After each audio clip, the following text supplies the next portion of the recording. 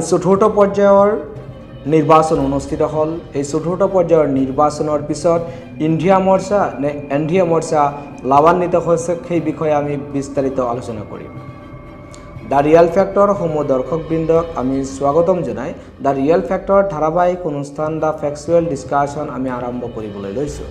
আজি আমাৰ ভাৰতবৰ্ষৰ সৰ্ববৃহৎ গণতান্ত্ৰিক উৎসৱ লোকসভা নিৰ্বাচনৰ চতুৰ্থ পৰ্যায়ৰ নিৰ্বাচন অনুষ্ঠিত হৈ গ'ল। দেশৰ প্ৰায় ৯৬টা লোকসভা সমষ্টিত আজি নিৰ্বাচন অনুষ্ঠিত হৈ গ'ল আৰু এই ৯৬টা লোকসভা সমষ্টিত ১৭ কোটি ৭০ লাখ ভোটাৰে আজি ভোট প্ৰদান কৰে। এই ১৭ কোটি ৭০ লাখ ভোটাৰে দেশৰ ৯৬টা লোকসভা সংসদীয় সমষ্টিৰ ১৭১৭ গৰাকী প্ৰাৰ্থীৰ ভাগ্য নিৰ্ণয় কৰে। আজিৰ আমাৰ দ্য ফেক্সুৱেল ডিছকাশ্যনত আমি আলোচনা কৰিম যে ভাৰতবৰ্ষৰ কোনখন ৰাজ্যৰ কিমানখন সমষ্টিত আজি লোকসভা নিৰ্বাচন অনুষ্ঠিত হ'ল।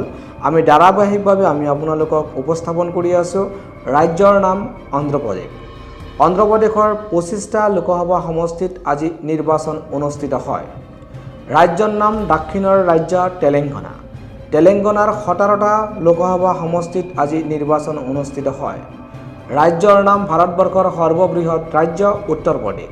উত্তৰ প্ৰদেশৰ ১৩টা লোকসভা সমষ্টিত আজি চতুৰ্থ পৰ্যায়ৰ নিৰ্বাচন অনুষ্ঠিত হয়।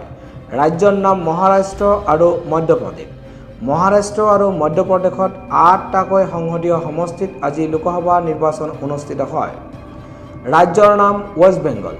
ৱেষ্ট বেংগলত ৮টা লোকসভা সমষ্টিত লোকসভা নিৰ্বাচন অনুষ্ঠিত হয়। ৰাজ্যৰ নাম বিহাৰ। বিহাৰতো ৫টা সংসদীয় সমষ্টিত নিৰ্বাচন অনুষ্ঠিত হয়। ৰাজ্যৰ নাম উৰিষ্যা আৰু ঝাৰখণ্ড। উৰিষ্যা আৰু ঝাৰখণ্ডত ৪টাকৈ লোকসভা সমষ্টিত নিৰ্বাচন অনুষ্ঠিত হয়। ৰাজ্যৰ নাম জম্মু এণ্ড কাশ্মীৰ আৰু জম্মু এণ্ড কাশ্মীৰৰ শ্ৰীনগৰ সংসদীয় সমষ্টিত আজি লোকসভা নিৰ্বাচন অনুষ্ঠিত হয়। দেশৰ সংসদীয় ৰাজনীতিত আজি ভাৰতবৰ্ষত যি চতুৰ্থ পৰ্যায়ৰ নিৰ্বাচন অনুষ্ঠিত হ'ল, এই নিৰ্বাচনত সবাতোকৈ কম ভোট প্ৰদান হৈছে শ্ৰীনগৰ যি সংসদীয় সমষ্টি, তাত মাত্ৰ 36.58% লোকে ভোট প্ৰদান কৰা দেখা গৈছে। আৰু আজিৰ যি ভোটদানৰ হাৰ, ইয়াতে সৰ্ববৃহৎ ভোট প্ৰদান কৰিছে ৱেষ্ট বেংগলে আৰু ৱেষ্ট বেংগলৰ পৰা 75.9% মানুহে ভোট প্ৰদান কৰিছে।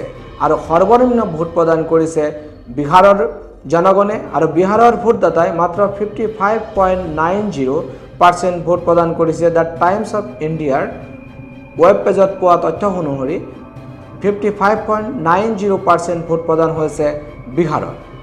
এতিয়া আমাৰ কথাটো হৈছে আজি যি 96টা লোকসভা সংসদীয় সমষ্টিৰ নিৰ্বাচন অনুষ্ঠিত হৈ গ'ল, এই নিৰ্বাচনত এনডিএ মৰ্চা নে ইণ্ডিয়া মৰ্চা লাভান্বিত হোৱাৰ সম্ভাৱনা বেছি থাকিব। ভাৰতবৰ্ষৰ বিভিন্ন ৰাজনৈতিক বিশ্লেষকসকলে যিমান দূৰ জানিবলৈ দিছে, ইতিমধ্যে ইউটিউব হওক বা ছ'চিয়েল মিডিয়া হওক বিভিন্ন প্লেটফৰ্মত ইতিমধ্যে ৰাজনৈতিক বিশ্লেষকসকলে যিমান দূৰ জানিবলৈ দিছে, ভাৰতবৰ্ষৰ দক্ষিণৰ ৰাজ্য অন্ধ্ৰপ্ৰদেশৰ যি 25খন সংসদীয় সমষ্টিত নিৰ্বাচন অনুষ্ঠিত হৈছে, এই 25খনৰ এখনতো আসনত বিজেপিয়ে জয়লাভ কৰাৰ সম্ভাৱনা নাই। তদ্ৰূপ ৰাজ্যৰ নাম তেলেংগানা, য'ত ১৭টা লোকসভা সমষ্টিত নিৰ্বাচন অনুষ্ঠিত হৈছে আৰু সেই ১৭টা লোকসভা সমষ্টিত ২টা সমষ্টি বাদে অধিকাংশ সমষ্টিত ইণ্ডিয়া মৰ্চাই জয়লাভ কৰাৰ সম্ভাৱনা আছে। ৰাজ্যৰ নাম ইউপি, মহাৰাষ্ট্ৰ, মধ্যপ্ৰদেশ। এই তিনিখন ৰাজ্যতো দুখৰ হৈছে নিৰ্বাচনী প্ৰেক্ষাপট। ইণ্ডিয়া মৰ্চা আৰু এনডিএ মৰ্চা সমানে সমানে আগবাঢ়ি যোৱাৰ খবৰ ইতিমধ্যে বিভিন্ন মাধ্যমত প্ৰচাৰিত হৈছে। ৰাজ্যৰ নাম বিহাৰ, ঝাৰখণ্ড আৰু উৰিষ্যা। ইয়াতো ইণ্ডিয়া মৰ্চা আৰু এনডিএ মৰ্চাৰ মাজত তুমুল সংঘৰ্ষ হৈছে আৰু সেই সংঘৰ্ষত ইণ্ডিয়া মৰ্চা লাভান্বিত হোৱাৰ সম্পূৰ্ণ সুযোগ আছে। ৰাজ্যৰ নাম জম্মু কাশ্মীৰ। জম্মু কাশ্মীৰত এখনত যি সংসদীয় সমষ্টিত নিৰ্বাচন হৈছে, তাত একেবাৰে সৰ্বনিম্ন ভোট প্ৰদান হৈছে জম্মু এণ্ড কাশ্মীৰ আসনখনত।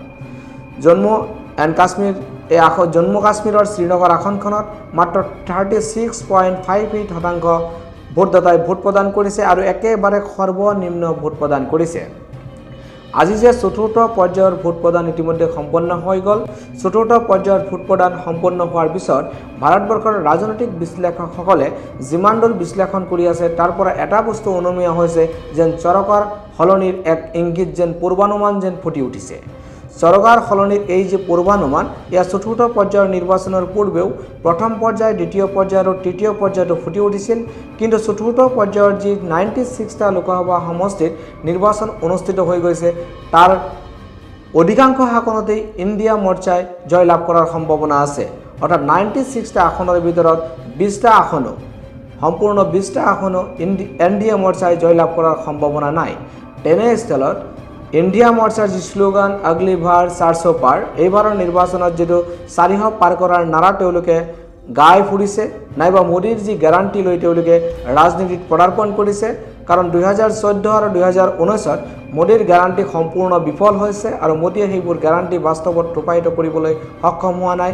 এইবাৰ 2024ৰ নিৰ্বাচনত মোদীয়ে যি গেৰাণ্টি লৈ আহিছে, মোদীৰ যি গেৰাণ্টি, সেই গেৰাণ্টি ভাৰতবৰ্ষৰ সৰ্বসাধাৰণ ৰাইজে ৰিজেকশ্যন কৰা যেন অনুভূত হৈছে।